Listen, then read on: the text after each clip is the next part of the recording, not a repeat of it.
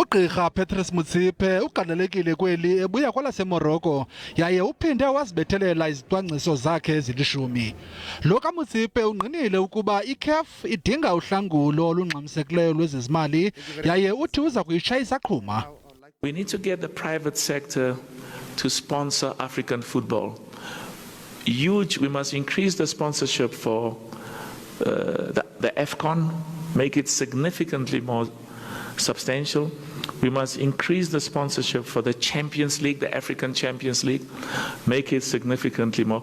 iCAF kuza kufuneka izame kangangoko ukutsala abatyali zimali, nto leyo enokwenzeka kuphela xa ibhola ekhatywayo kwelilizwekazi idlala kwamabonakude.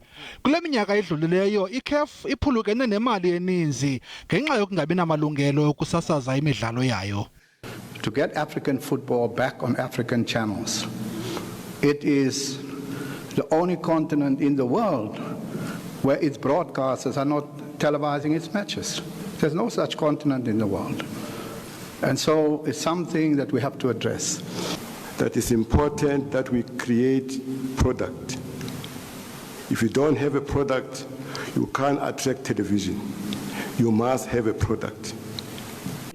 Ugqirha Motsepe kulindeleke ukuba atyelele kumazwe ayi-54 kwelilizwekazi namasekela wakhe yaye ukwaceba ukudibana nabo bonke oomongameli bemibutho yebhola ekhatywayo kwelilizwekazi.